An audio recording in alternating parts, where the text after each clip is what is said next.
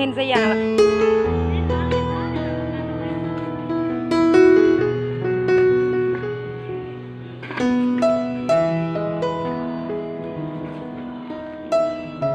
ไทยคนยืนเบิ้งเด้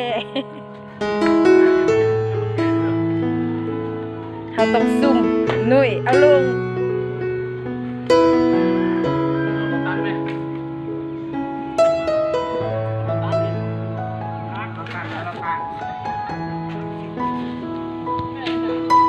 ใส่ตัวระวังงัวกับเบตัวระวังงัวกับเบเบิ้ง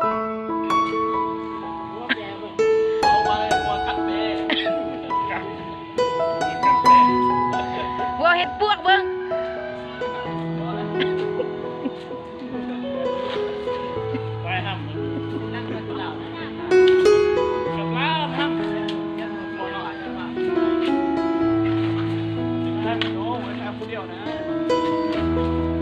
เอาก็ตัวเป็นเจ้าของ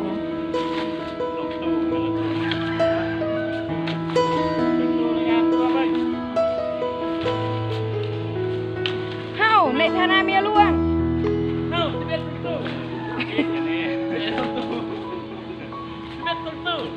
บอสชัดบอสน้ำเจ๊กจุกนี่เฮ้าจะเป็นตู้เลยถ้าตอนเรียนกันนะเอ็ดเด้มันเจ๊กกันเอ็ดเราก็ชอบ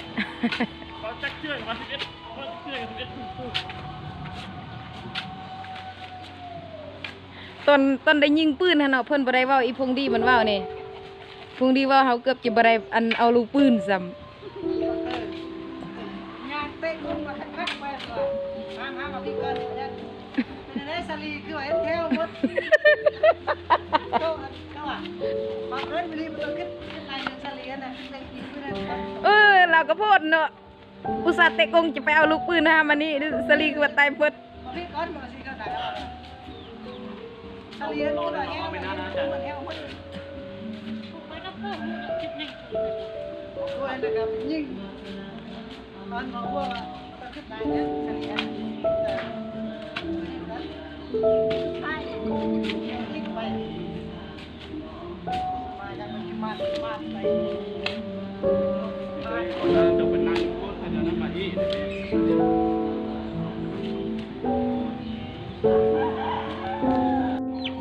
nhớ rong nữa trong bữa giờ lần sau từ nữa nó bị tua ba sẽ hư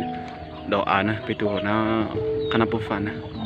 nó cũng chịu tối giặc cái chỉ chống cần cầu lên nữa chỉ cái này nó này bây giờ cái rong cầu nó lo xem nè trong bữa giờ lần sau từ thế trong này trong gì nè nè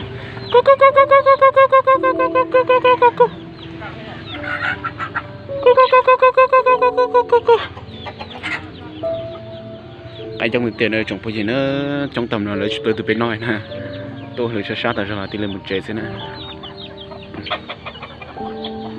một chế là lo thật ra nữa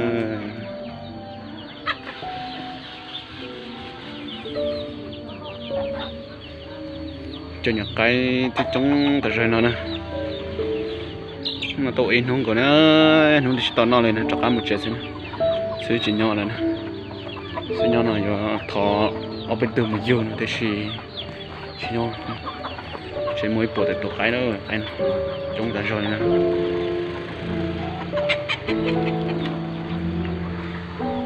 เจนเนอะจงพูดยิ่งซ้อนสักตัวเนอะเจนเลยเนอะจงตัวเลยเนอะใช่เนอะจะใครตัวเราจะเจอปุ๋ยจะเลยคนนี้ปอนเราเนอะ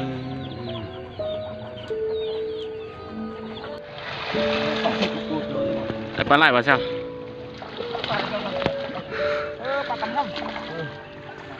โอ้ฟ้าเลือดบอโทรศัพท์ปิดแล้วโทรศัพท์นะเชื่อมึงไปเฮ็ดไปใหญ่เน่เมื่อกี้อยู่ใส่ยังใส่ได้โอ้ใหญ่ซ้ำกูแหละเท่น่ะมาขับตาเครื่องมันจะไปกินบ่ไปกินแล้วแต่ว่าผมไม่บ่อยู่ขั้วนะเอาเชื่อคือว่ากระซานสู้มานี่แหละเพิ่งนี่เขาหน้ายืนนี่บ่ให้กินก็บ่ได้กินเลยป่าใหญ่หมูตัวโจงตัวน้อยบ่เอา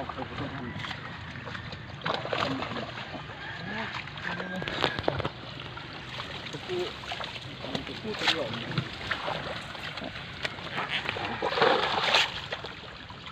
อตัวไหนไล่ อ๋อนั่น อ๋อค่ายไล่เทวะเจ้า ก็ไม่รู้ตัวไหน พูด บุ้ง พูดนี่ตรงกัน ตัวนี้ตัวนี้ล้วน โอ้มีแต่ปลาเกล็ดเนาะ ตัวนี้ก็ดีแต่ว่าพูด ตัวนี้ ยาก ล้วน ตัวนี้ ปล่อยติด หากุ้ง กิน ปูมันช่องตัวนี่นะปู โอ้ยเอานี่หมด แม่น เมื่อกี้คนปลาไปแซ่หันเดียว จับไปกันได้ ไปสร้างกันไหน กันได้สามปูนี่ก็เห็ด ปล่อยก่อนไหม ช่องนี่ก็เมื่อกี้ตัวปูช่องตัวเลยนะสาม6ตัวเมื่อกี้ตัวปูได้นะ ไปยืดบุ้งไล่ไปดิ ไปก่อนอย่าไปขุดดิน ผู้ดินยังไม่ได้เถอะ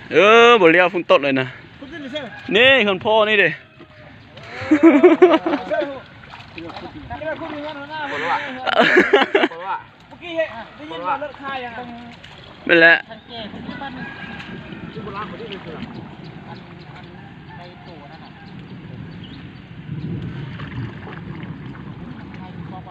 มึงกูจะเงียวนะใครแม่กูจะเงียวใช่ไหม เอาเนี้ยละแม่เนี้ยกูเปิ้ลละแม่ เอ้าแอ้แอ้ มา ไปไหมไปไหม เนี้ยก็แม่เนี้ยเลยนะบ่เบิ้ลนั่นเด้อ มึงเบิ่งกองมึงเบิ่งก็เสียคนดูสบายดีสบายดีว่ามันไปไปกูจับเงียวนะกูจะเงียวมันจะป่องตายหูสัวเป็นจริงที่จางไรกูบนพยานกลางนะสิกินตะกาง